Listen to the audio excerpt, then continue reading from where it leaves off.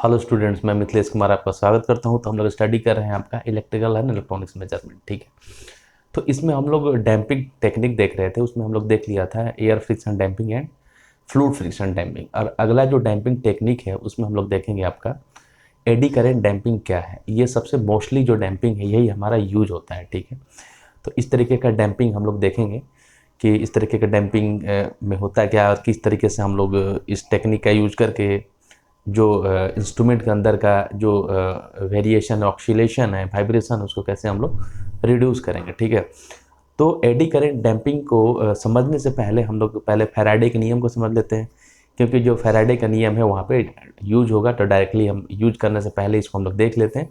Already आप लोगों ने पढ़ा भी होगा फैराडे का नियम क्या है। इलेक्ट्रिकल मशीन के अंदर आप लोगों ने फैराडे के नियम को पढ़ा होगा। ठीक है, तो फैराडे का नियम समझ लेते हैं, उसके बाद हम लोग एडी करेंट डैम्पिंग को क्या करेंगे आपका डिस्कस करेंगे, क्योंकि ये जो फैराडे का जो रूल्स है वहाँ पर डायरेक्टली यूज होगा। ठीक है, तो फैराडे क्या थे, एक साइंटिस्ट थे। ठीक है, और माइकल फैराडे इनका पूरा नाम था और इनको बोला गया था father of electricity.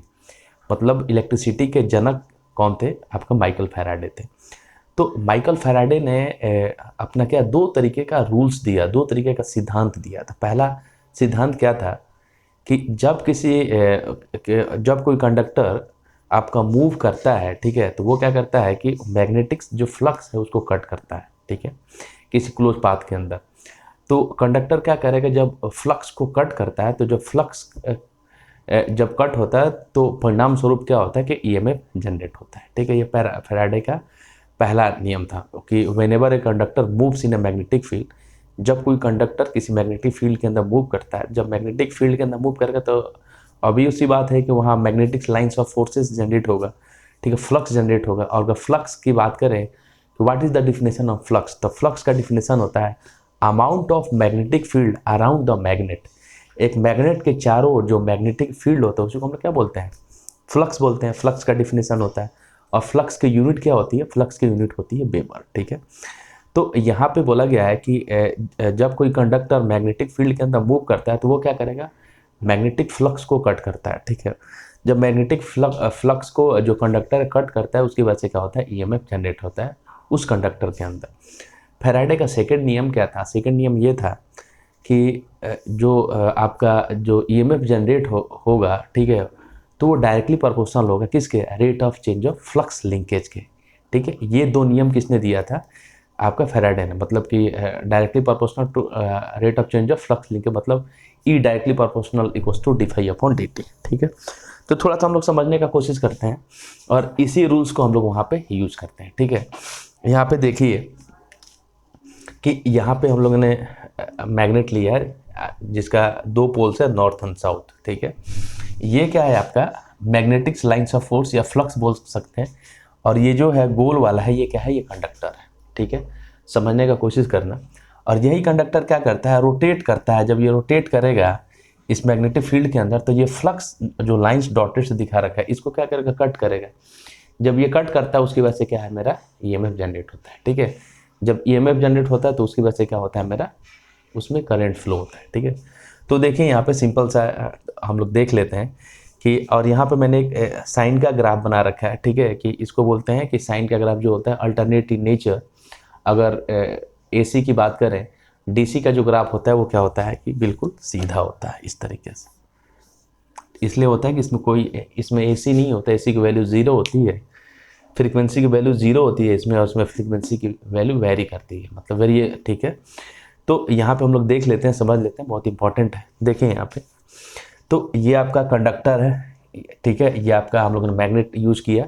Magnet use करके हम लोग क्या करते हैं कि यहाँ पे magnetics force, magnetics field create करते हैं, फ्लक्स को क्रिएट करते हैं। ठीक है, और धीरे धीरे इस कंडक्टर को हम लोग रोटेट कराते हैं। जब ये रोटेट करेगा तो उसकी वजह से क्या होगा कि फ्लक्स को कट करता है। जब फ्लक्स को कट करता है उसकी वजह से क्या होगा कि उस कंडक्टर के अंदर ईएमएफ जनरेट होगा। ठीक है, तो देखिए यहाँ पे सबसे पहले मैंने यहाँ पे ये कंडक्टर मेरा स्टेशनरी है। ठीक है, तो यहाँ पोजीशन को दिखा दे, ये मेरा पोजीशन है 0 डिग्री। ठीक है, ये है मेरा 90 डिग्री, ये पोजीशन है 180 डिग्री। मतलब 90 डिग्री का इंटरवल होता है, ये है 270 डिग्री और अगेन एक साइकिल है वो अपने आप को 360 डिग्री पे क्या करती है, रिपीट करती रहती है। जो सर्किल होता है 360 डिग्री पे, अगेन यहाँ पर आ गया 360 डिग्री, ठीक है। जो राइट हैंड साइड वाला जो पार्ट है उसको हम लोग पॉजिटिव लेते हैं, और जो लेफ्ट हैंड साइड वाला जो पार्ट है जिसको डॉट क्रॉस से हम लोग बोलते हैं, मशीन में आप लोग और डिटेल में इसके बारे में डिस्कस करेंगे, उसको हम लोग लेते हैं नेगेटिव, ठीक है। तो देखिए यहाँ पे, और हम लोग इस साथ ही साथ हम लोग इस ग्राफ को डिस्क्राइब करते हैं, ठीक है। तो सबसे पहले बोला गया इसमें फैराडे का पहला नियम देख लीजिए, whenever a conductor cut a magnetic flux, ठीक है, जब ये कंडक्टर मैग्नेटिक फ्लक्स को कट करता है and EMF is induced in that conductor, ठीक है, तो क्या होगा कि इस कंडक्टर के अंदर EMF इंड्यूस होगा। क्लियर, पहला नियम था। दूसरा नियम क्या था फैराडे का, वो देख लीजिए, the magnitude of induced EMF is directly proportional to the rate of change of flux linkage, मतलब कि E directly proportional to d∅/dt, मतलब जो EMF जो आपका इंड्यूस हुआ है, ठीक है, वो डायरेक्टली प्रोपोर्शनल किसके होगा, फ्लक्स लिंकेज के डायरेक्टली प्रोपोर्शनल होगा विथ रिस्पेक्ट टू टाइम, ठीक है। तो देखिए यहाँ पे कि सबसे पहले ये जब कंडक्टर मूव करेगा तो मैग्नेटिक लाइंस को कट करेगा, और देन क्या होगा, मेरा EMF जनरेट होगा। तो हम लोग 1 by 1 करके ये सब सारे केस को देख लेते हैं, ठीक है। यहाँ पे देखिए कि जब मेरा कंडक्टर 0 डिग्री पे है उस टाइम पे मेरा कंडक्टर और ये जो मैग्नेटिक लाइंस है, ठीक है, वो एक दूसरे के क्या है, पैरेलल है। जब दो चीज़ें एक दूसरे के पैरेलल रहती हैं तो एक दूसरे को कट नहीं करेगी। जब कंडक्टर है मैग्नेटिक लाइंस या फ्लक्स को जब कट नहीं करेगा तो वहाँ पर EMF इंड्यूस होगा, नहीं होगा, ठीक है। ये 0 पोजीशन पे देखिए, ठीक है, कि ये जो आपका कंडक्टर है और ये आपका रेड लाइन एक दूसरे के पैरेलल है, ठीक है। तो यहाँ पे क्या करेगा, 0 डिग्री पे जो आपका कंडक्टर है मैग्नेटिक फ्लक्स को कट नहीं करेगा, जिसकी वजह से आपका EMF जनरेट नहीं होगा। तो ये देखें यहाँ पे, ये है आपका 0 डिग्री, ठीक। इस 0 डिग्री पे जब आपका कंडक्टर उस मैग्नेटिक फ्लक्स को कट नहीं करेगा तो वहाँ पे EMF जो इंड्यूस होगा वो कितना होगा, वो 0 होगा। क्लियर, ठीक है, क्लियर है, ठीक है। अब हम लोग देखते हैं, अब मेरा कंडक्टर फिर से मूव किया, अब मेरा कंडक्टर फिर से मूव किया और कहाँ पे आ गया, 90 डिग्री पे, ठीक है। इस 90 डिग्री पे देखिए ये जो फ्लक्स और ये जो कंडक्टर है एक दूसरे 90 डिग्री पे है, ठीक है। तो 90 डिग्री पे क्या करेंगे, ये जो कंडक्टर है मैक्सिमम मैग्नेटिक फ्लक्स को कट करेगा। जब मैक्सिमम मैग्नेटिक फ्लक्स को कट करेगा तो मैक्सिमम EMF उस कंडक्टर के अंदर इंड्यूस होगा, ठीक है। और ये पूरा का पूरा पार्ट किसके अंदर, पॉजिटिव के अंदर, ठीक है। तो यहाँ पे देखिए कि यहाँ पे जो मैक्सिमम, अब मेरा ग्राफ इस तरीके से बनेगा, ठीक है, कि ये 90 डिग्री है, ठीक है। 90 डिग्री पे जो कंडक्टर है मैग्नेटिक फ्लक्स को मैक्सिमम कट किया तो मैक्सिमम आपका EMF इंड्यूस होगा, ठीक है। क्लियर है यहाँ तक। अब हम लोग आते हैं फिर 90 से मेरा जो कंडक्टर है 180 जब आया, 180 पे देखिए फिर से जो मेरा कंडक्टर है और मैग्नेटिक फ्लक्स है एक दूसरे के पैरेलल में है। जब ये मैग्नेटिक फ्लक्स और कंडक्टर एक दूसरे के पैरेलल में है तो एक दूसरे को जब कट नहीं करेंगे, जब कट नहीं करेंगे तो वहाँ पे जो मेरा EMF इंड्यूस होगा वो क्या होगा, 0 होगा। अब हम फिर से वहाँ पे आ गए 180 डिग्री पे आ गए कि 180 डिग्री पे कंडक्टर और मैग्नेटिक फ्लक्स एक दूसरे के पैरेलल में है, एक दूसरे को कट नहीं कर रहा है, तो उस केस में आपका जो EMF जनरेट होगा वो कितना होगा, 0 डिग्री होगा, ठीक है। क्लियर है। अब ये पार्ट किसके अंदर, पॉजिटिव के अंदर है, ठीक है। अब मेरा कंडक्टर फिर से मूव किया और कहाँ पे आ गया, 270 डिग्री। अब मेरा निगेटिव वाला पार्ट आ गया, ठीक है, ठीक है। तो यहाँ पे देखिए कि जो कंडक्टर और मैग्नेटिक फ्लक्स एक दूसरे के परपेंडिकुलर है, इस केस में क्या करेगा कि जो कंडक्टर है ना मैग्नेटिक फ्लक्स को मैक्सिमम कट करेगा। जब मैक्सिमम कट करेगा तो मैक्सिमम EMF जनरेट होगा, और ये पार्ट किसके अंदर आ रहा है, माइनस के अंदर। तो ये देखें यहाँ पे ये ग्राफ जो इस तरीके से हुआ, ठीक है, मैक्सिमम तो है लेकिन किसके अंदर है, नेगेटिव के अंदर। ये मेरा अगर पॉजिटिव है तो ये वाला साइकिल मेरा क्या होगा, निगेटिव होगा। क्लियर है, निगेटिव होगा, ठीक है। फिर से देखिए ये मेरा जो कंडक्टर है 270 से फिर मूव किया कहाँ पे, 360 पे आया। 360 पे जैसे ही आया आप देखिए फिर वहीं आपका कंडक्टर और मैग्नेटिक फ्लक्स एक दूसरे के पैरेलल में है। जब दोनों एक दूसरे के पैरेलल में है तो एक दूसरे को कट नहीं करेंगे। जब कट नहीं करेंगे तो आपका EMF जनरेट होगा, कितना होगा, 0 होगा, ठीक है। तो देन मेरा ये ग्राफ आ गया यहाँ पे 0, ठीक है। यहाँ पे 360 डिग्री, मतलब यहाँ पे कोई भी आपका EMF इंड्यूस नहीं हो रहा है, ठीक है। इसलिए अगर कोई आपसे पूछे कि वाई AC का जो ग्राफ होता है अल्टरनेटिंग इन नेचर क्यों होता है, तो आप इसका एक्सप्लेनेशन से आप इसको प्रूव कर सकते हो कि इसका जो ग्राफ होता है अल्टरनेटिंग इन नेचर क्यों होता है। क्लियर है। ठीक है। तो ये सिंपल सा आपका बेसिक्स था और इसी को हम लोग यूज करेंगे आपका एडी करंट डैम्पिंग के अंदर। देखिए आप इसमें बाकी हम लोग देखते हैं एडी करंट डैम्पिंग। अब देखिए, अब हम लोग एडी करंट डैम्पिंग को डिटेल में हम लोग डिस्कस करते हैं, ठीक है। अभी हम लोगों ने देखा था फैराडे का नियम क्या था, ठीक है, देख लीजिए एक बार। फैराडे के दोनों नियम को हम लोगों ने देख लिया था क्लियर, और हम लोगों ने देख लिया था कि जो साइन वेव है कैसे वो बनता है, ठीक है। अब हम लोग देखेंगे कि इसमें एडी करंट डैम्पिंग क्या, बहुत इंपॉर्टेंट है और बहुत ही आसान है, ठीक है। तो देखिए यहाँ पे कि सबसे पहले अपने को रिक्वायरमेंट क्या क्या चीज़ है, ठीक है। एडी करंट डैम्पिंग के लिए अपने को रिक्वायरमेंट क्या क्या है, तो सबसे पहले अपने को चाहिए पीएम। पीएम का मतलब है यहाँ पे परमानेंट मैग्नेट, ठीक है, परमानेंट मैग्नेट पहला। दूसरा अपने को रिक्वायरमेंट पड़ेगा कंडक्टिंग डिस्क, या इसको बोलते हैं, ये किस मटेरियल का बना होता है, एल्युमिनियम फॉर्मर बोलते हैं दूसरा, ठीक है। तीसरा अपना साफ्ट और चौथा है रिलेटिव मोशन, ठीक है, रिलेटिव मोशन। मतलब अपने को कितने चीज़ें की रिक्वायरमेंट, पहला क्या है, परमानेंट मैग्नेट, ठीक है। दूसरा आपका क्या है, कंडक्टिंग डिस्क, ठीक है, ये एल्युमिनियम का बना हुआ रहता है। तीसरा है साफ्ट और चौथा है रिलेटिव मोशन बिटवीन देम, ठीक है। तो देखिए यहाँ पे सबसे पहले हम लोगों ने यहाँ पे एक परमानेंट मैग्नेट ले लिया, ठीक है, और मैग्नेट का हम लोग यूज करते हैं मैग्नेटिक फील्ड को क्रिएट करने के लिए, ठीक है। और फ्लक्स का मतलब है कि amount of magnetic field around the magnet is called flux, clear. यहाँ पे मेरा ये साफ्ट है, ये जो ये वाला है, ये मेरा साफ्ट है, और इसी साफ्ट के ऊपर आपका ये क्या है, आपका ये क्या है, आपका यहाँ पे पॉइंटर है। अगर हम लोग देखें इसकी बात करें, ये हमारा इसके बारे में, ये हमारा क्या है, आपका पॉइंटर है, ठीक है। और यहाँ पे ये है आपका डिफ्लेक्टिंग टॉर्क, और ये जो है ये आपका क्या है, एक तरीके का एल्युमिनियम डिस्क है, एल्युमिनियम डिस्क है, क्लोज एल्युमिनियम डिस्क है, क्लियर। और इसी एल्युमिनियम डिस्क पे ये क्या है, आपका कॉइल है, करंट कॉइल, ठीक है। और ये करंट कॉइल किस मटेरियल का बना हुआ है, कॉपर मटेरियल का बना हुआ है, ठीक है, क्लियर है। फिर से आप देख लीजिए इसमें अपना रिक्वायरमेंट क्या क्या, पहला रिक्वायरमेंट है परमानेंट मैग्नेट। दूसरा अपना रिक्वायरमेंट क्या है, कंडक्टिंग डिस्क, जो कंडक्ट करेगा या रोटेट करेगा, या ये किस मटेरियल का बना हुआ था, एल्युमिनियम फॉर्मर भी इसको बोलते हैं। तीसरा अपने को साफ्ट की जरूरत पड़ेगी, ठीक है, और ठीक है, तीसरा साफ्ट, और चौथा है रिलेटिव, इनके बीच में रिलेटिव मोशन, ठीक है। और यहाँ पे ये पॉइंटर लगा हुआ है, ठीक है। देखिए यहाँ पे हम लोग, ये आपका परमानेंट मैग्नेट है, इसका पोल है साउथ और नॉर्थ, क्लियर। ये आपका क्या है, ये साफ्ट है, और इसी साफ्ट के ऊपर आपका पॉइंटर लगा हुआ है, और इसी के साफ्ट के ऊपर आपका क्या है, आपका कंडक्टिंग डिस्क है, ठीक है। और इस कंडक्टिंग डिस्क पे आपका ये कॉइल है, ये कॉइल लपेटा हुआ है इस तरीके से, और ये किस मटेरियल का बना हुआ है, ये कॉपर मटेरियल का बना हुआ है। और इसमें जो करंट फ्लो हो रहा है वो कौन सा करंट फ्लो हो रहा है, करंट आई फ्लो हो रहा है, ठीक है।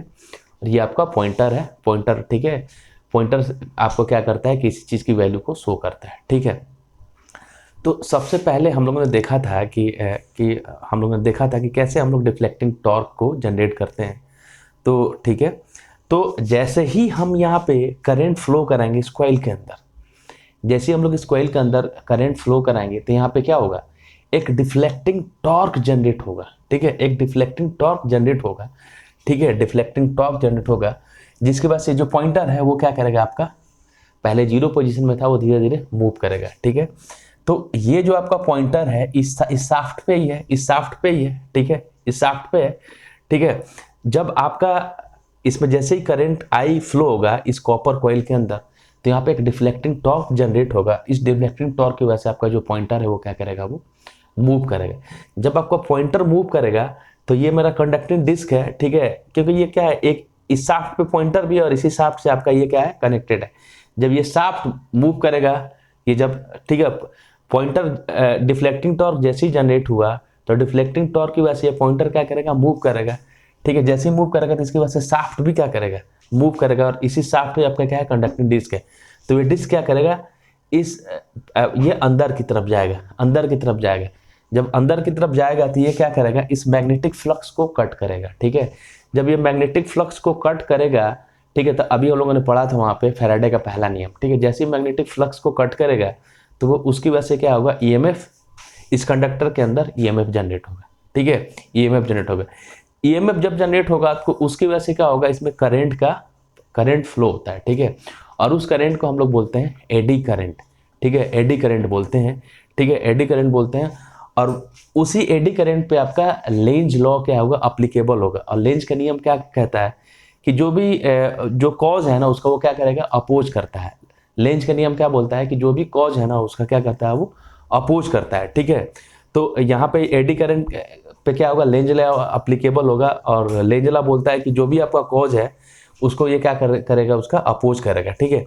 और इस एडी करंट की वजह से, ठीक है, एडी करंट की वजह से ये क्या करेगा कि जो पॉइंटर का मोशन है उसको क्या करेगा, उसको अपोज करेगा, उस पॉइंटर ऑफ मोशन का क्या करेगा, अपोज करेगा एडी करंट। कि आपकी अपोज करने का मतलब कि पॉइंटर मूव नहीं करे। जब आपका पॉइंटर मूव नहीं करेगा, ठीक है, तो जो आपका ये कंडक्टिंग डिस्क है ये भी अंदर की तरफ मूव नहीं करेगा, अंदर की तरफ जाने की कोशिश नहीं करेगा। जब अंदर की तरफ जाने की कोशिश नहीं करेगा तो कोई भी ईएमएफ मेरा जनरेट नहीं होगा, ठीक है, कोई भी ईएमएफ मेरा जनरेट नहीं होगा। क्लियर, ठीक है। तो देन उसकी वजह से क्या होगा कि जो भी मेरा जो ऑक्सीलेशन है वो ऑक्सीलेशन हम लोग यहाँ पे क्या कर सकते हैं, रिमूव कर सकते हैं। फिर से देखें यहाँ पे कि यहाँ पे हम लोगों ने परमानेंट मैग्नेट यूज करके हम लोग मैग्नेटिक फ्लक्स को क्रिएट करते हैं, ठीक है। ये आपका क्या है, कंडक्टिंग डिस्क है और ये आपका शाफ्ट है। इसी शाफ्ट पे आपका कंडक्टिंग डिस्क और आपका पॉइंटर दोनों अटैच है, ठीक है, दोनों आपका अटैच है। क्लियर। जैसे और इसी कंडक्टिंग डिस्क पे मेरा एक कॉपर कॉइल लपेटा हुआ है। जैसे ही हम लोग करंट का फ्लो कराते हैं इस कॉइल के अंदर, मेरा क्या तो डिफ्लेक्टिंग टॉर्क जनरेट होता है। और वो डिफ्लेक्टिंग टॉर्क की वजह से ये पॉइंटर क्या करेगा, पॉइंटर अपना धीरे धीरे मूव करने लगता है, ठीक है। और ये भी पॉइंटर इस शाफ्ट से कनेक्टेड होता है, ठीक है। जब ये पॉइंटर मूव करेगा, ठीक है, तो ये जो आपका कंडक्टिंग डिस्क है ये अंदर की तरफ जाने की कोशिश करेगा। जब ये अंदर की तरफ जाने की कोशिश करेगा तो ये जो फ्लक्स है ना इसको क्या करेगा, ये कट करेगा। जब फ्लक्स को कट करेगा तो उसकी वजह से क्या होगा, इस कंडक्टिंग डिस्क के अंदर आपका ईएमएफ जनरेट होता है, ठीक है, ईएमएफ जनरेट होता है, ठीक है। जब मेरा ईएमएफ जनरेट होता है तो उसकी वजह से क्या होता है, करंट फ्लो होता है। और उसी करंट को हम लोग बोलते हैं एडी करंट, ठीक है। और उस एडी करंट पे मेरा क्या होता है, लेंज लॉ अप्लीकेबल होता है इस केस में, ठीक है। लेंज का नियम क्या बोलता है कि जो कॉज है ना उसी का अपोज कर रहा है, ठीक है। तो ये एडी करंट क्या करेगा कि ये जो मोशन ऑफ पॉइंटर का क्या करेगा, अपोज करेगा। जब इस मोशन ऑफ पॉइंटर का अपोज करेगा उसकी वजह से क्या होगा, ये पॉइंटर आपका मूव नहीं करेगा। जब आपका पॉइंटर मूव नहीं करेगा तो ये आपका कंडक्टिंग डिस्क है ये भी अंदर की तरफ नहीं जाएगा, ना जाएगा ना आपका जो क्या है कि फ्लक्स को कट नहीं करेगा, ठीक है। तो उसकी वजह से क्या होगा कि जब ये पॉइंटर मूव नहीं करेगा तो ये क्या होगा, एक जगह पर स्टैटिक हो जाएगा। और जो इसके अंदर का जो एक्सीलेशन है वो डैम्प आउट हो जाएगा और हम लोग अपना सही चीज़ को कैलकुलेट कर सकते हैं, ठीक है। देखिए यहाँ पे इसको और डिटेल में देख लेते हैं।